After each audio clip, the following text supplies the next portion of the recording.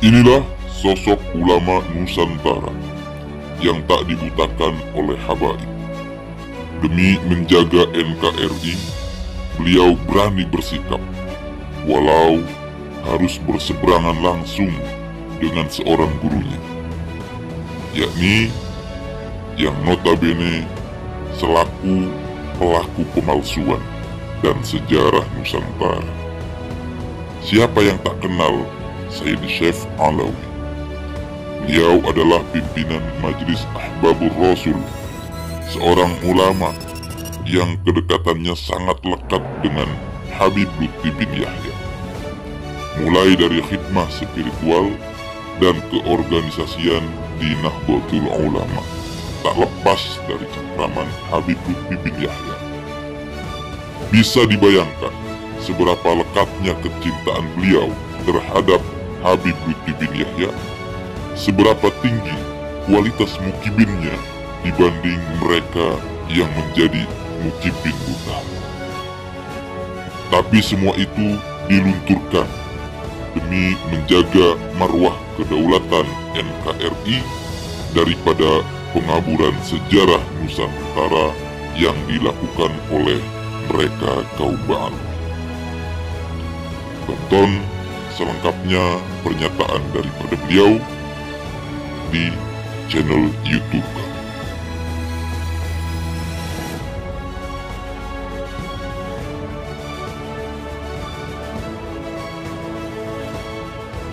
Sayyid Alwi itu ngikutin mana katanya? Ikutin keiman atau enggak katanya? Kalau Sayyid Ali ngikutin keiman, saya akan berbelok katanya. Ya kalau belok aja udah. Aing ngebahas sejarah, ngebahas tentang jati diri bangsa. Saya ketika membahas masalah jati diri bangsa, membahas tentang sejarah yang dibelokkan, biografi pahlawan yang dipalsukan, tokoh-tokoh ulama, tokoh wali yang dirubah biografinya, silsilahnya, sejarahnya. Ini langsung yang otaknya ini pembahasan perbandingan asal. Ini dianggapnya begitu, otaknya cemen, cendek, nggak punya otak. Jangan-jangan yang begitu ya.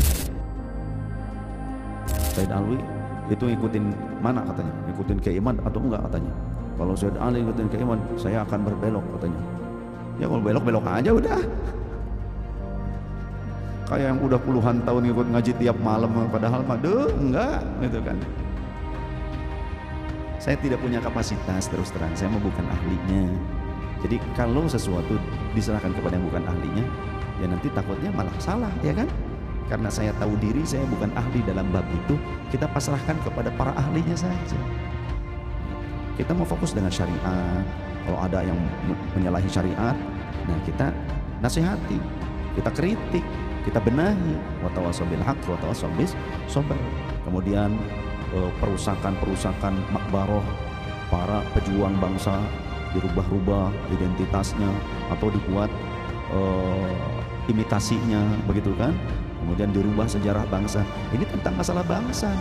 Kita sebagai anak bangsa yang pakai otak, yang punya akal sehat, seharusnya kita juga kritis dengan hal ini, karena ini menyangkut tentang kedaulatan bangsa dan negara. Ini mah urusan sejarah, urusan kamuflase tentang masalah para pahlawan bangsa, perusakan ideologi para pahlawan bangsa, biografi para pahlawan bangsa, kuburan para pahlawan bangsa. Itu langsung disebutnya, tuh kan, nasab. Ini dianggapnya begitu, otaknya cemen, cendek, nggak punya otak, jangan-jangan yang begitu ya. Nggak punya otak, zombie, semangatnya aja gitu kan. Jangan bahas nasab, aing teu bahas nasab, aing nggak bahas akhlak, sia ngomong jangan bahas nasab, kan goblok gitu dengarana.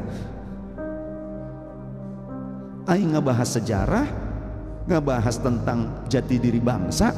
Saya ketika membahas masalah jati diri bangsa, membahas tentang sejarah yang dibelokkan, biografi pahlawan yang dipalsukan, tokoh-tokoh ulama, tokoh wali yang dirubah biografinya, silsilahnya, sejarahnya.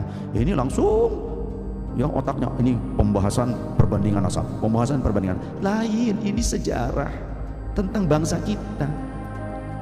Kalau kamu orang yang merupakan bumi putra, putra putri pertiwi ini, putra putri Indonesia, tapi kemudian kamu malah justru ikut serta membiarkan, mendukung, dan bahkan ikut serta melakukan propaganda-propaganda untuk merubah sejarah bangsa Indonesia, sejarah para pahlawan bangsa Indonesia, sejarah para wali Nusantara, sejarah para ulama penyebar Islam di Nusantara, kemudian juga merubah kubur-kubur mereka, maka berarti kamu ikut menjadi pengkhianat bangsa, dan kamu telah menyakiti seluruh putra-putri bangsa Indonesia, terlebih para pahlawan bangsa tersebut, terlebih para aulia, para ulama tersebut yang kamu rubah, dan kamu hendak menghancurkan reputasi mereka.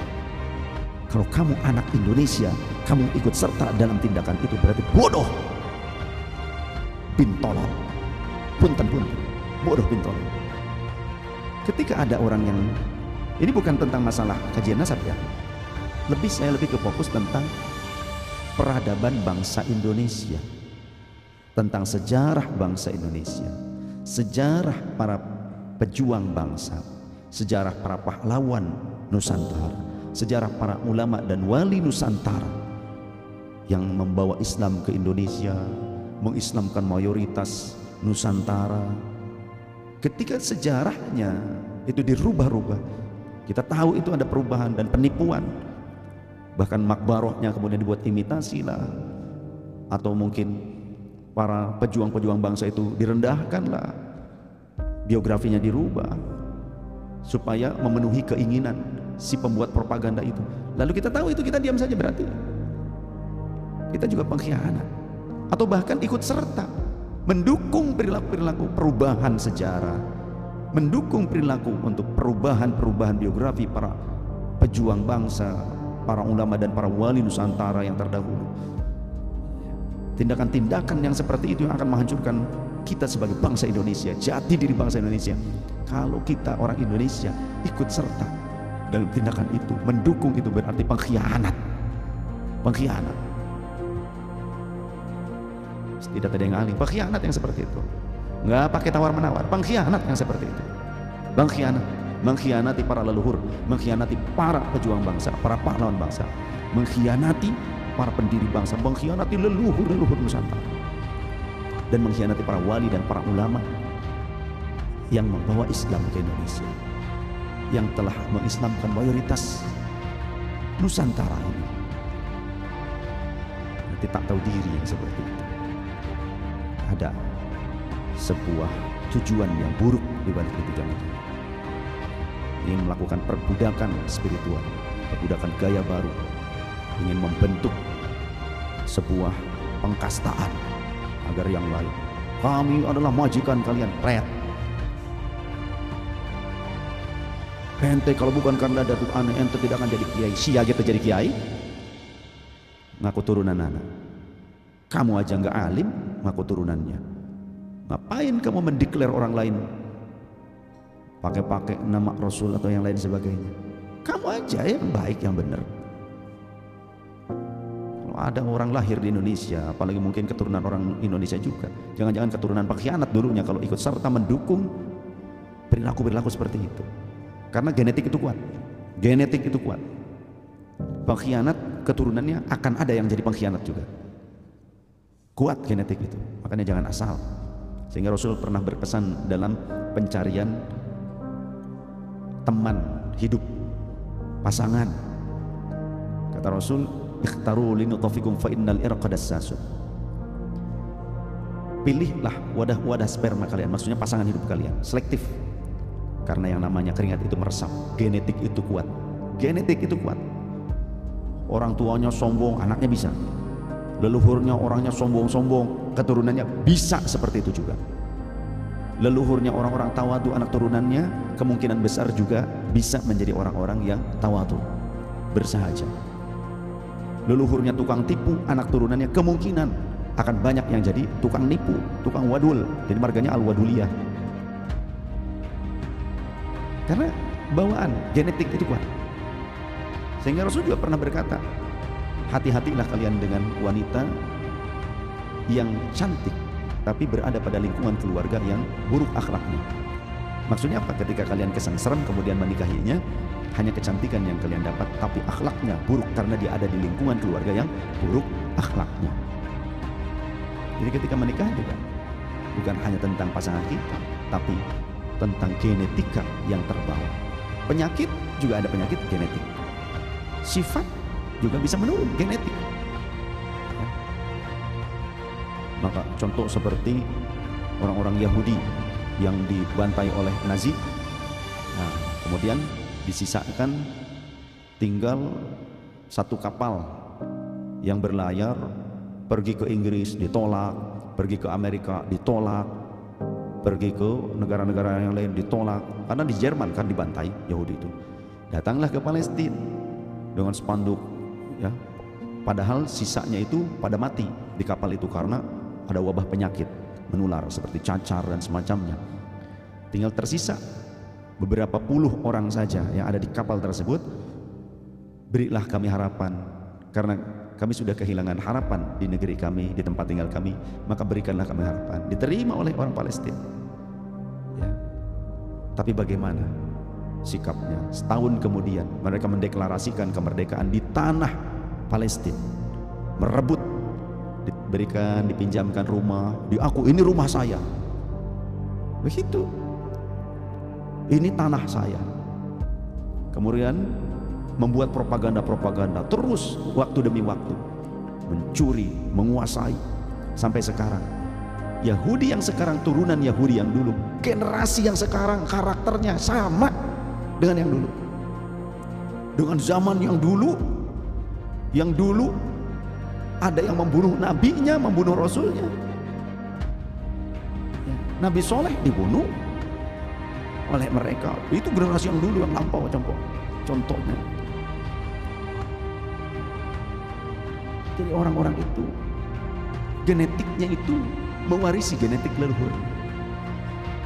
Maka hati-hati supaya kalau kita ingin punya anak turunan yang soleh, yang baik, yang benar, maka kita dalam mencari pasangan juga jangan asal. Kemudian kita sekarang harus belajar memperbaiki diri. Supaya apa? Supaya nanti bisa anak turunan kita menjadi baik. Perbaiki diri kita. Orang Yahudi itu sombong, ya. Lihat Israel, sombong. Meskipun tidak di Israel, yang tinggal di Inggris. Sekarang kan ada kerusuhan di Inggris, ya, orang Yahudi.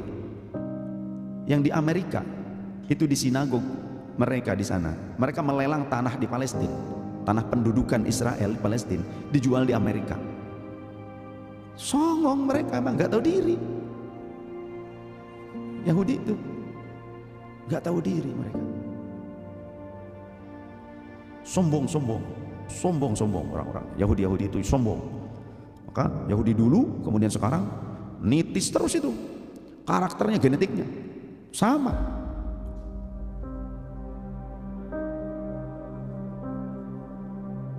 Dimanapun berada, ya. Selain di Israel, kan orang Yahudi nggak cuma di Israel, ada yang di Amerika, ada yang di Inggris, ada yang di Arab, ada orang Yahudi di Arab juga.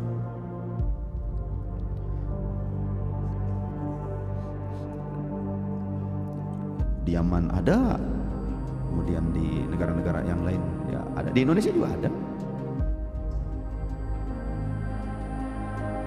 Mereka tuh sombong, rasnya yang paling unggul. Saya turunan Ishak.